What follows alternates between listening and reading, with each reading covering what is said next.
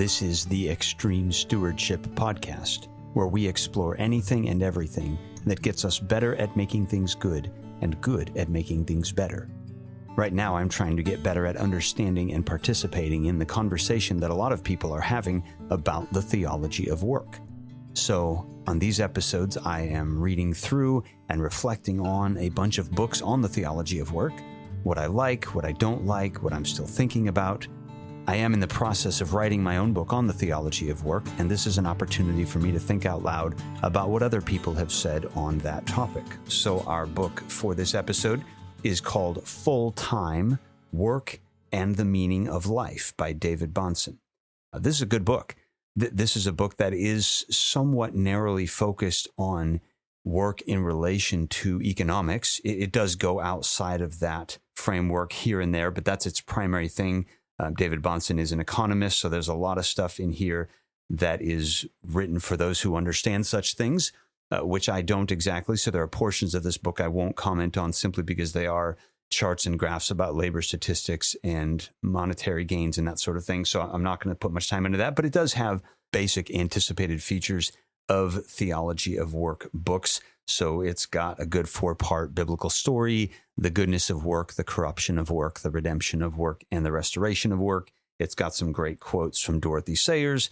And of course, it has some strong things to say about the relationship between work and meaning in life. So I'm going to start there. Actually, this is in the introduction, page 12. He simply says, this book is going to argue that work is the meaning of life, which is a rather strong, intentionally strong way of saying that. He's going to nuance that in a couple of helpful ways throughout the book. So I'm going to jump ahead for a moment to page 82. He says, I believe we need to become comfortable with saying that our meaning comes from God, pause, and that our meaning comes from the work that we do precisely because that is what God desires. And I really like that way of saying it because I don't want to draw too hard a distinction between who we are and what we do, such that our work doesn't really have any deep meaning beyond it occupies our time at certain phases of life. I think that's a terribly shallow way of describing work. Even if we think work is good, we have this sense that it can't become too deeply who we are because that has all sorts of dangers associated with it, which is fair. I don't want my work, even if I've properly defined work, as more than a career, more than a job, and so forth. Even then, I don't want work to be my complete identity. But when he says we need to say that our meaning comes from work because that is what God desires, I think that's exactly the right way of saying it. I receive my sense of purpose in life from my work because that is what God created me to do. And so ultimately, the meaning does not come from the work. It comes through the work from God. And so I cannot simply say, well, I get my meaning from God. I don't need to get my meaning from work. I think that would be missing the point entirely. I get my meaning in part through my work because that is how God provides my sense of meaning and purpose and significance in life. So I like the way he said that. I'll read it one more time. We need to become more comfortable with saying that our meaning comes from God and that our meaning comes from the work that we do precisely because that is what God desires. So I'm going to jump ahead. This is now nearly to the end of the book, page 204. And I come here because when you say something like work is a source of meaning for life, I wish he had said this earlier on. He doesn't early in the book explain exactly what he means by work. And so in the latter sections, there's a bonus chapter here where he deals with some of the things that people came up with and drew up in contrast or maybe some struggles with the earlier versions of the book. So he added this later chapter to clarify some things, and it's very helpful.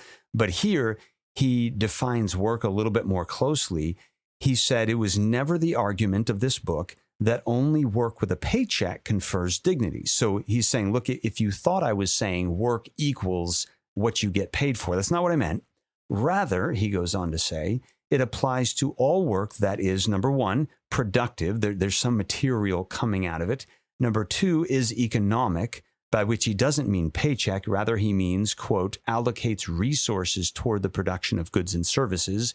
And third, quote, is service, meaning somebody benefits from it. So your activity that is productive, meaning there's a material involved, it's economic, there's resources aimed toward production, and is serving someone else benefits from it, that's work. So I find that a helpful way of framing what counts as work and what doesn't, at least as a starting point. So when he says work is the meaning of life, he doesn't mean job is the meaning of life or career or paycheck. He means things that you do that are productive, economic, and in service to someone else. That is where and how God provides meaning for life. So that's the first thing. This book is doubling down on the idea that meaning and significance and purpose in life are significantly, deeply derived from our work. As he comes at various angles on that idea, like I said, there's a bunch of economic stuff in here that I'm going to mostly skip over. When he comes to work in the church, this is another place where I think the definition of work could have been more clearly spelled out earlier. So this is back on page 89. He's talking about how we speak of work in the church. And he says, quote, congregations almost certainly contain more people working too little than too much. That's an interesting thing to say. Congregations, churches have more people working too little than too much. And again, if you think he means people aren't spending enough hours on the job or people aren't employed enough, you'd probably be missing the point. His point is rather, we are wasting enormous amounts of time. Maybe we're on the clock, maybe we're not. That's a different issue. Obviously, if we're wasting time and somebody's paying us, that's another layer of a problem. But his point is not that we don't spend enough hours at the office or that we don't spend enough hours in the shop or on the road. His point is we are just wasting too much time. And he gives one statistic here. And I'm not an expert on this particular data set, but it certainly resonates. So he gives a statistic from the data analytics company Stream Hatchet that says 1.6 billion hours of Fortnite. If you're not familiar with Fortnite, it is an online gaming platform. 1.6 billion hours last year from 80 million registered users. That's a lot of time on one gaming platform. 1.6 billion hours, 80 million registered users. And now I'm going to step to the side because I want to finish this note. He says 89.7% of those hours were men between the ages of 18 and 34. Now, I don't want to overly stereotype. I don't want to assume that only young men are wasting time. I am not in that age bracket anymore, and I still have the ability to waste time. But men between 18 and 34, these are humans that in large part God has endowed with extraordinary productive capacity. Men between 18 and 34 can do a lot of work. And yet it is precisely in that band that we are finding billions of hours spent uselessly on online gaming platforms. Now, obviously, there's no data set to determine how many of those hours are men 18 to 34 in the church. But when he says there are almost certainly more people in the church working too little than too much, he's not crazy to say that our society at this particular moment in time is extraordinarily good at wasting time. This is not about hours on the job or off the job. This is about what we do with our time. And we ought to take that critique pretty seriously. If we want an alternate message to play online games all the time, unfortunately, other segments of the digital entertainment world have not been all that helpful. He makes a point that I was encouraged by. This is page 109. He's talking about Hollywood's depiction of families. And look, it's a bit of a dead horse to beat that Hollywood doesn't know how to depict a decent family because normal, healthy, high-functioning families don't make for great television. So be it. We wouldn't expect them to depict something too normal. But there's a line, he says this, perhaps the only time that Hollywood takes a pro-family position these days is when it means condemning careerism. So when you think about movies and so forth that are saying, hey, men, for example, dads, for example, you need to be more engaged with your family. The way they do that is they portray these men who are workaholic losers, who are obsessed with financial success at the expense of paying attention to their kids. And that usually comes in the guise of a man who used to be a child, who used to be an adventuresome little boy who could really find joy in life and imagination and play. And now he's this boring, stodgy, overworked, stressed out dad who doesn't pay any attention to his family. So if I go back to my childhood era, the movie would be Hook, right? Peter Pan, all grown up into this loser of an adult. More recently, Christopher Robin, right? You've got the Winnie the Pooh story, and Christopher Robin is now an adult, and it's the exact same story as Hook. These are men who have left childhood behind and become completely self-absorbed and overwhelmed by their careers. And I just want to stop and say, wait a second, that happens, no doubt. But what about the dad who, rather than continuing to be a child, becomes an adult? And being an adult means working hard on behalf of his family and also working hard within his family. The dad who slaves away at the office and then binge watches all evening while his family goes on around him is not doing his job. And it's certainly not what Bahnsen is saying, that this dad should just stay at the office more. And that's what it means to honor God with his work. And in fact, he'll talk a fair bit later on about work-life balance. And I'll come to that in a few minutes. But again, the point is, when we look at portrayals of, particularly, I'm just going to name, because I'm more resonating with it personally, I'm going to name fatherhood. The good dad is the one who learns how to be an immature 7-year-old again. And that, I do not think at all, is the biblical invitation to dads to shirk responsibility, to live in an imaginary world, and to play as though they are children again. That is not what fathers or mothers or adults are invited into. So I appreciate Bahnsen calling that out a little bit. Moving toward the end of the life spectrum, he's got a lot to say about the notion of retirement. And I've talked about this a couple of times on this podcast. This is how he starts this conversation about retirement. He says, the modern purpose of work can be defined thus, quote, work is what you do so that eventually you won't have to do it anymore. The first thing I appreciated about this conversation is where he says, I suggest, this is page 139, I suggest that we are worse off for celebrating our most seasoned, experienced workers and producers being cut off from work and production. So we get excited when someone who is at the peak of their ability to do good work, stepping away from that good work. Now, I think there is some nuancing to do here, because on the one hand, the idea that as soon as I have earned enough money at my job, I should leave it, I agree with him wholeheartedly. Not the way to go, for the sake of, as he says, we have two victims of economic robbery, the worker who has more to add and the society not receiving their contributions. So for sure, the person who is at the pinnacle of their wisdom and experience and productivity just walking away because they can afford to, big mistake. I do want to recognize, and I've mentioned before on this podcast, that a lot of literature and conversation about the theology of work is heavily bent towards white-collar labor. And there are certain forms of labor, particularly those that involve bending over and getting your hands dirty, that are hard on your body. It's not just about the money. When the 50-year-old says, I can't go into burning buildings anymore. Or when the 60-year-old says, I am tired of having to take a cortisone shot every day just so I can stand up straight and go back to the building site, to the construction site. That's not about money. That's about certain forms of work are hard, and they take their wear and tear. They take their toll on the human body. And so there is wisdom in saying, this is a young man's game. I work with a lot of young men and women who end up going into youth ministry. And our youth ministry faculty here at the university will tell you that being a youth pastor is not a 30-year job, 40-year job. There's an age bracket within which you want to do things like all-nighters and youth camps and drive the bus from here to Mexico with 15 kids in the back. Like, that's not something you want to do when you're 55. And it's not wrong to say, I'm going to need to step away from that for the good of my body, for the good of my health, for the good of my family, my soul. So agreeing with him that retirement simply because we can financially, big mistake. Retirement has other motivations, though, and I want to acknowledge those and value those.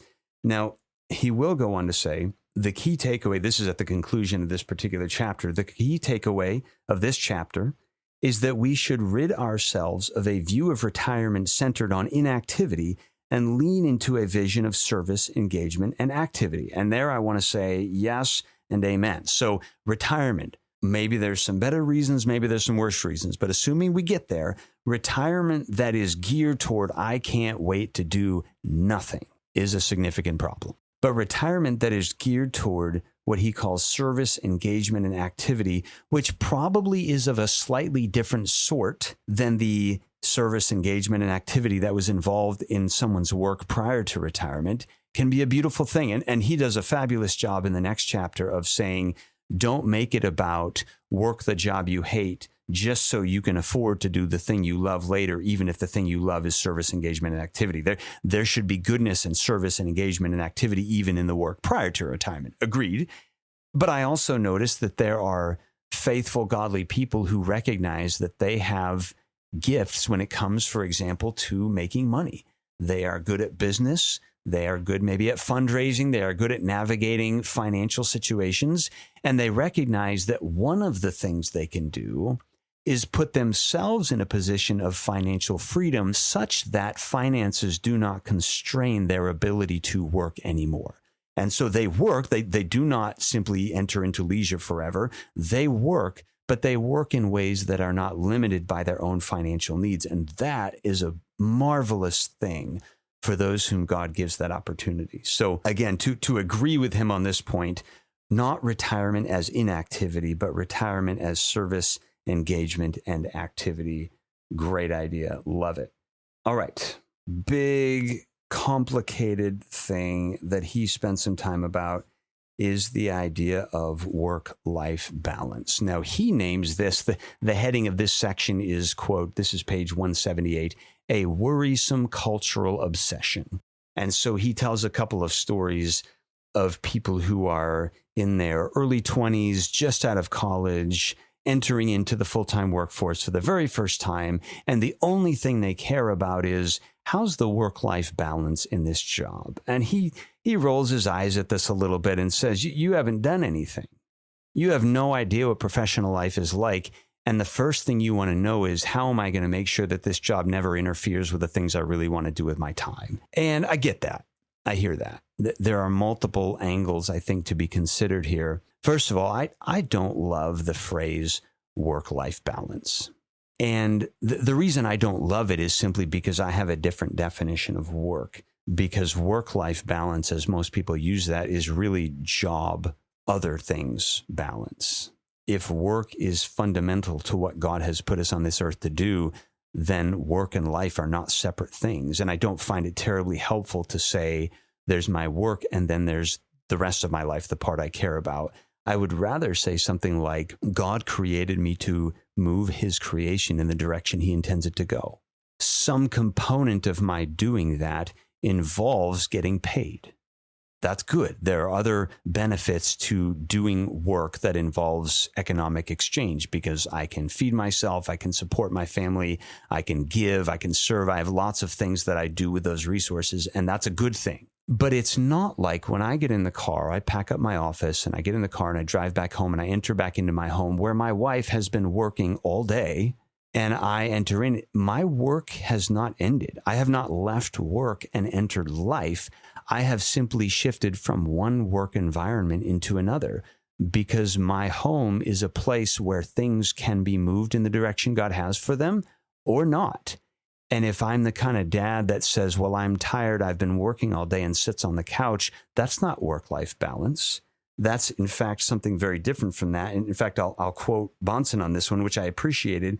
Page 81, someone who regularly comes home from work and ignores their children, pulls out a non-urgent work project, and routinely works during a family dinner or activity is not struggling from a lack of balance. They are being a rude, inconsiderate jerk. They are depriving their family of their time, love, and attention. Balance is not the problem. A failure to live up to basic human responsibilities is.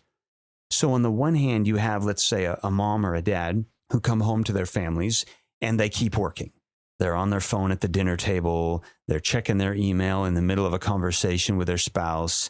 He says that's not a work-life balance issue. That's just failure to be the person God asked you to be. That's the problem there. And I would say that the mom or the dad, the spouse who comes home and just veges out in front of the TV while the family life goes on around them, same problem. That person who does not engage at home, whether they disengage at home because they're still mentally in the job space, or they don't engage at home because they're just in their own, I want to do whatever I want to do space, same problem. The problem is you have not recognized that you've just walked into a room where there is work to be done, and you are the one who needs to do it.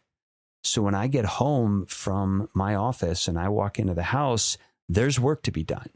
There is food preparation, there is parenting, there is help with homework, there is encouragement, there is listening, there is hanging out with my family. All these things are good work that I get to do for the next couple of hours until the kids are in bed, and so on and so forth. So I don't find work-life balance a helpful description of that. I'd rather say I work when I get up, and I improve creation by drinking water and exercising. I improve creation by engaging with my Creator and inviting Him to be with me during the day, no matter what I'm doing. These are all parts of my work. And then I'm making breakfast for my kids. That's work. And then I'm driving them to school. That's work. And then I'm in my office, and that's work. And then I'm home and I'm doing the dishes and inviting my kids to help me in with the tasks of the evening. That's work. And then they go to bed, and Annie and I need to talk through some things and figure out logistics for the next day. And that's work. And from 5 a.m. to 9 p.m., I'm working. And then there comes a point in which we say, okay, think the work day's over. We're going to hang out. We're going to play a game. We're going to watch something. We're going to go to bed, whatever it is. And now the rest can begin. And I want to name all of those things as work.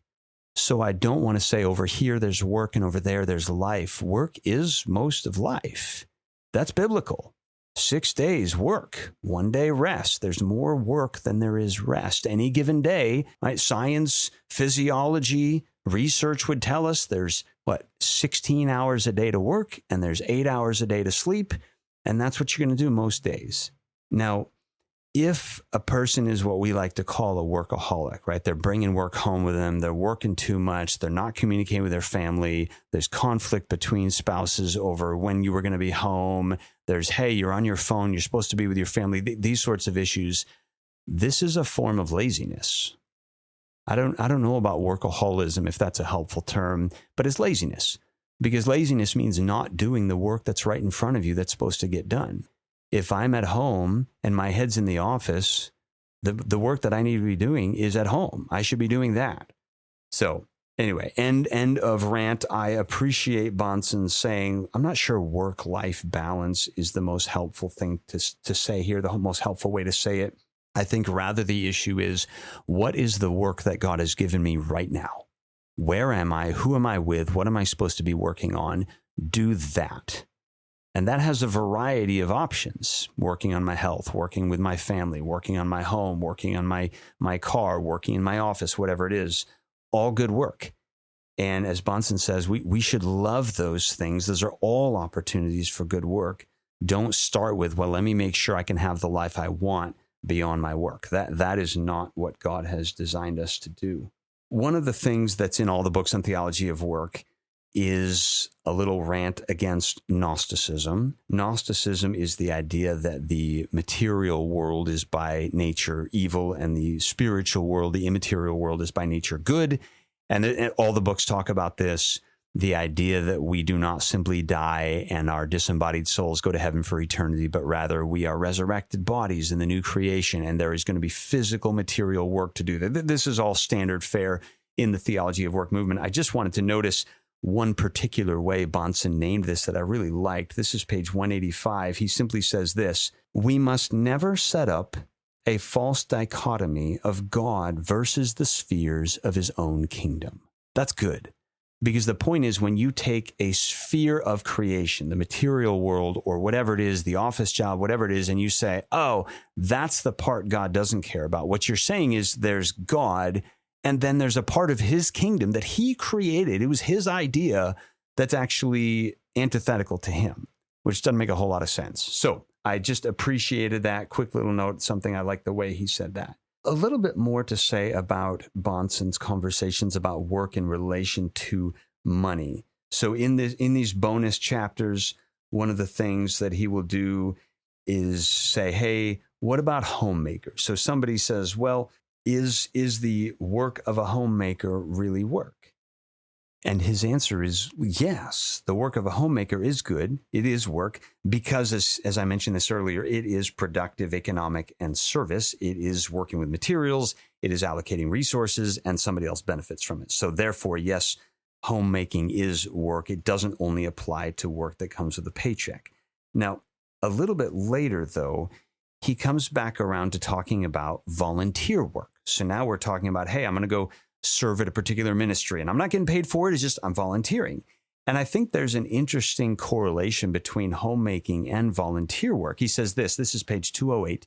If someone is able to do volunteer work or artistic work without economic compensation, it presupposes that they or someone else have already satisfied certain economic realities. Now, he's mainly talking there about, hey, like I've made enough money at my job. Now I can use some other time to volunteer somewhere they don't have to pay me. But I think there's an interesting connection between, let's say, an employed spouse and a stay-at-home spouse. Well, why is it that my wife is able to work without getting paid? Well, because I'm working and getting paid. Now, that is not to put my work in a hierarchy over hers, because you could flip it around or you should flip it around and also say, why am I able to not be at home all day? Because that's work that needs to be done. And the answer is because she is. So the fact that one of us is making a paycheck and one of us is not is, on the one hand, not meant to make one better than the other, not intended to rank order them at all, but simply to say, her life as a non-wage earner is made possible by me being a wage earner, and my being out of the home and being a wage earner is made possible by her being home and not being a wage earner. So the tandem of husband and wife in that particular context is that both of us are enabling the other to do the work. Part of my good work is giving her time and space to do something other than what I do, and part of her good work is giving me time and space to do something other than what she does. So there's a goodness in both directions on that. Now, he'll name homemaking as work, but then he'll say a hobby is not work. So, quote, page 207, collecting seashells is not work. It is a hobby. It does not produce goods or services, nor does it meet the needs of others. Now, I want to pause there for a bit, because I think I probably agree with his basic point. But there's something I'd like to say differently in there, because collecting seashells. If I collect seashells and I arrange them in my home in such a way that they make something more beautiful, such that people who come to my home, whether my family or visitors or guests or whoever, see it and they get to enjoy the beauty of God's creation through my seashell collection, that's work. I have made creation more beautiful, the interior of my home more beautiful, by collecting those seashells. So I understand his distinction between hobby that does not provide a good or a service, technically speaking. I don't know that it's true that it doesn't meet the needs of others, because when I walk into someone's home, I'm not a particularly artistic person. That's not my bent. If I were the interior decorator of our home, it would be rather boring. Or I could just say there'd be bookshelves everywhere and not everybody would find that boring. But it would not be as beautiful as it is because my wife Annie is doing that particular work. She makes our home more beautiful. That's part of her homemaking in this instance, and that is work. So I'm not so sure I want to draw the distinction between work and hobby in quite the same way that he does. Now, one last thing I want to mention from this book. There's a lot of good stuff in here. One last thing, this is another one of those, it's in every book on the theology of work, and that is the idea that quality work is virtuous unto itself. And here we're going to do double duty with that, because we're going to quote Dorothy Sayers. This is page 88. Dorothy Sayers says, quote, God is not served by technical incompetence, and incompetence and untruth always result when the secular vocation is treated as a thing alien to religion, end quote. So her point is, start from the end. When we treat the secular vocation as alien to our faith, when we say, well, God doesn't care if I do my work well, then I'm going to do it poorly, and that's not going to be honoring to God. Agreed. But if I flip it around, I think there's maybe a problem there, because to say that God is not served by technical incompetence, I mean, all of us are pretty incompetent early on in the process of learning something technical. Is God not honored by us in the early stages of our work? Like, do we have to be proficient to a certain degree in our craft before God can be honored? I mean, I've been a teacher for the last decade or so. I've been a student of God's word as my primary vocation, daytime vocation, for the last 25 years or so. When do I get good enough? I can tell you now that if I go back 20 years, I was pretty bad at it. I imagine 20 years from now, I'll look back at today and say, man, 20 years ago, I was pretty bad at it. So I very much agree with the sentiment that God values quality work. There's something good about saying, I want to excel at this. That is good. Agreed. But the blanket idea that unless it is competent or proficient or mastered, God isn't honored by it, I think is just practically impossible until we have determined exactly where the standards are for proficiency, such that I can know, well, now that I have received my contractor's license or my journeyman's license, now I can honor God with my work. The first few things I built as a cabinet maker were pretty bad. Was God not honored because I never got good at it? So there's a question for me there. Again, I want to honor technical proficiency as honoring to God. Agreed. But I also want to say not everybody can be a professional master at everything they do. And I don't want to suggest that unless you are a master, you cannot honor to God, because now I'm talking about, well, the music in our church cannot honor God unless it's done by the professionals. And I'm not advocating for putting people up on the stage who can't carry a tune in a bucket, but I am saying you got to start somewhere. You got to learn, you got to grow, and I'm not sure where the line would be. So there's some thinking still going on there for me on that point. Yes, quality is a virtue. No, I do not think that in our journey of becoming more competent, there's some magic line at which now we are good enough for God to approve of our work. And I'm not sure Bahnsen would say that either, but that's the vibe that can come from those sorts of statements pretty straightforwardly. So that, I think, is all I have to say about that. The book, one more time, is Full-Time: Work and the Meaning of Life by David Bahnsen. It's good. You should read it. There's a lot of valuable stuff in it beyond what I've talked about in this episode. There is an Amazon link in the show notes to purchase it if you are so inclined. So go get the book, read the book, do what it says, and you will get better at your work. And until next time, thanks for listening to the Extreme Stewardship Podcast. My name is Michael Kibbe, and I teach Bible and theology at Great Northern University in Spokane, Washington. My behind-the-scenes partner in this endeavor is Ben Kibbe, CEO of Kibbe Consulting in Columbiana, Ohio.